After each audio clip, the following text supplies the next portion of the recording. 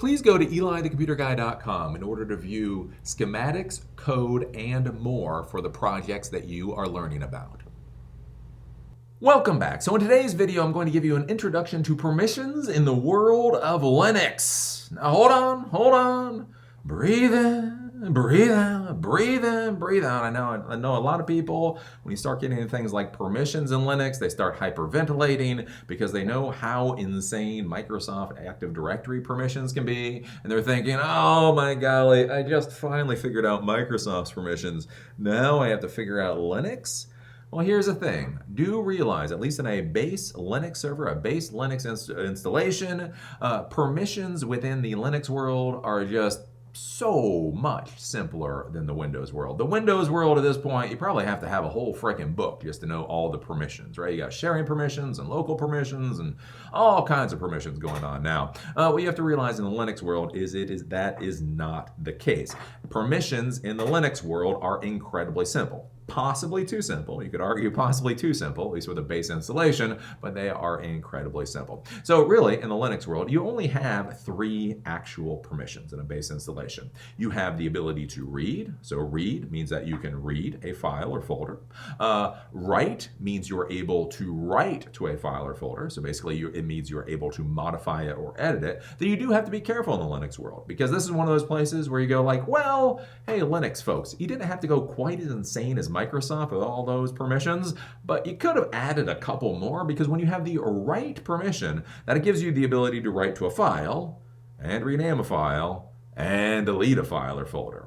So one of the problems you run into with the write permission is that's one of those permissions it can give a little bit too much power to people. And then finally, you have the execute permission. And simply the execute permission is that if it is a script or an executable, that it allows you to actually run that. So you have read, write, and execute, and those are the only permissions you have. Past that, you are then able to set those permissions for 3 different groups. The first group, whenever you're looking at permissions, is the first group will be the actual user account that is the owner of the file or folder. So in the demonstration that I'll show you today, Bob is the user account that you've been using. So Bob has a particular permission to a file or folder. That's the first thing that you see. So read, write, execute, read, write, whatever else. The first set, that is for the user account that is owner of the file or folder. The next set of read, write, execute, that is for the group owner of the file or folder. So you can put user accounts into a group, and then you can set a group owner for that file or folder.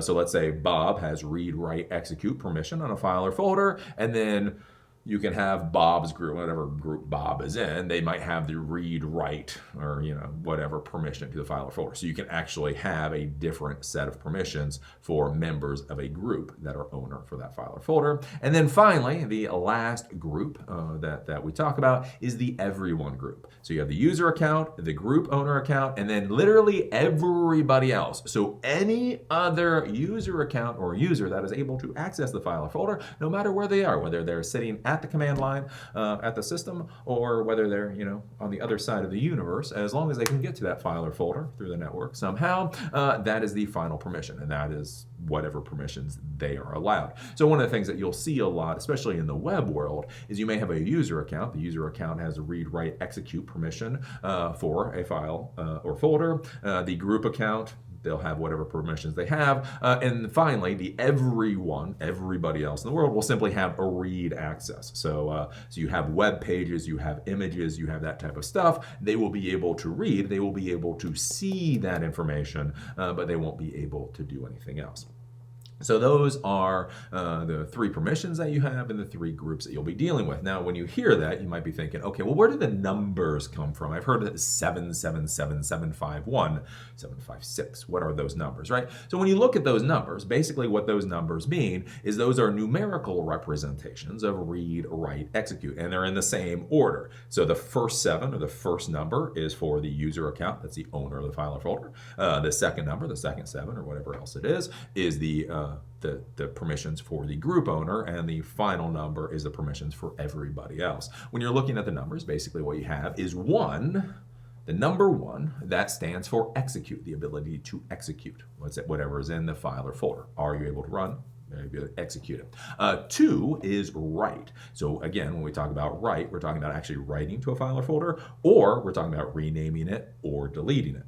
And then finally, 4 is read. And read means you're able to read. And then all you do in order to get that 777 is you basically add it up. So if you want to give people read write permission to a file or folder, it would be 2 for read, 4 for write, so that would be 6. So that's a permission. If you want to give people simply the read ability for a file or folder, that would simply be 4.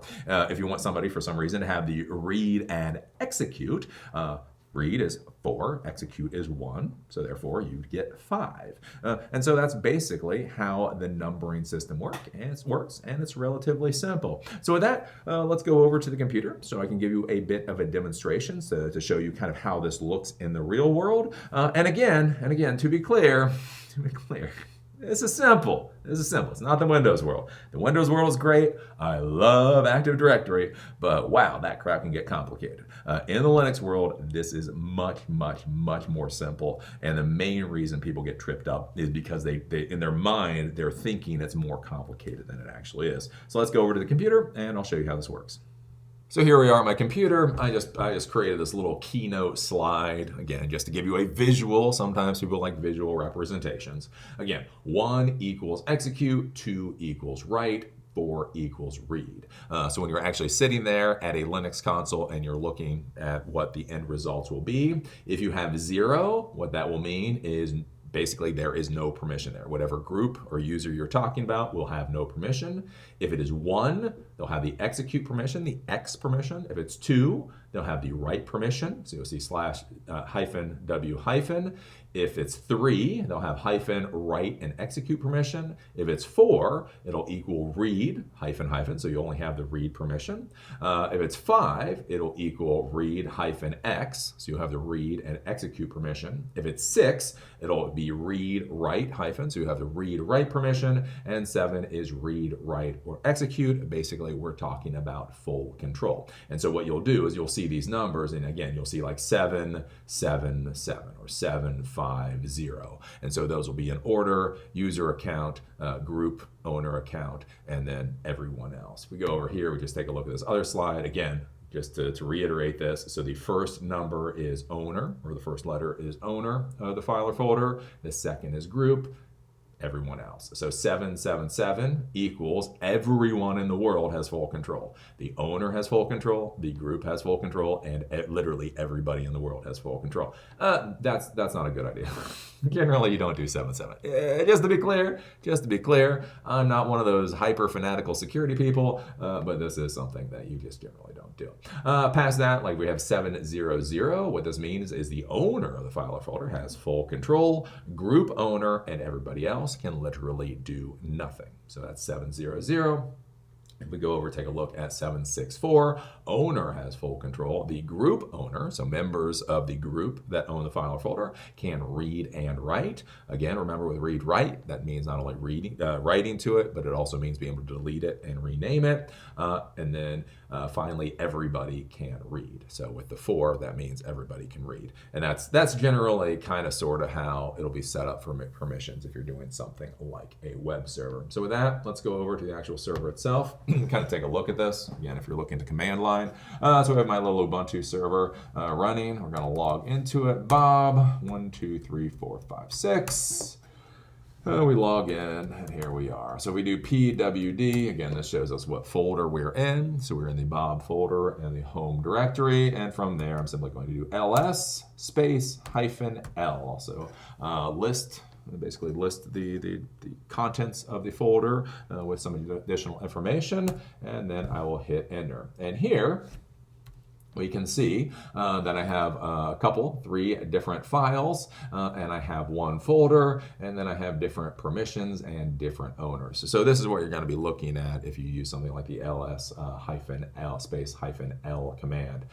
So when we're looking here, so over here, this is the permissions. So we see read, write, nothing. Read, write, nothing. Read, nothing, nothing. So the first group here is the owner, the account owner. The second group is the group owner, and the final is the everyone. So we got read, write, nothing, read, write, nothing, read, nothing, nothing. Then over here, if you see the D stands for directory, so we know that's a directory, not simply a file. Then we see read, write, execute. So the user account that owns this file or folder, this is a folder, has read, write, execute, and the group owner has read, write, execute, and then everybody else has read and execute permission. If we go down here, we see the files, so tem file and tem file 2. Tem, the owner of the file or folder, has a read, write, execute. The group has read, execute, and then everybody else, for whatever reason, just set this up so you can see, simply has the execute permission.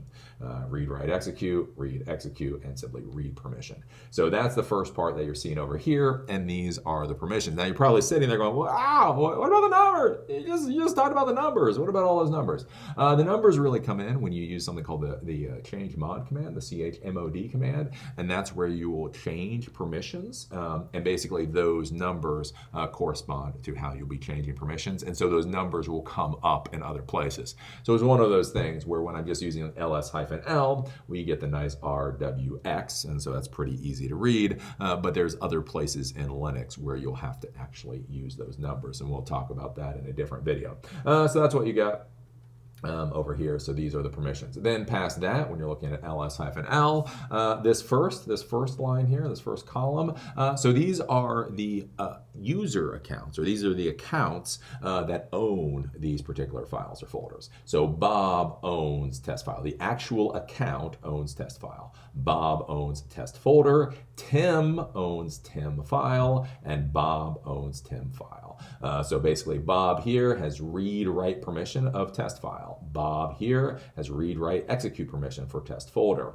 Tim has read, write, execute permission for Tim file, and Bob has read, write, execute for Tim file. So this is the user account that has ownership of the file or folder. The second here, this is the group. This is the group that has ownership of the file or folder. And so then we go to the second set of permissions. So here, whenever you create a user account, it actually creates a group for you. So there's a Bob user and a Bob group. So the Bob group then has the read, write permission for the test file.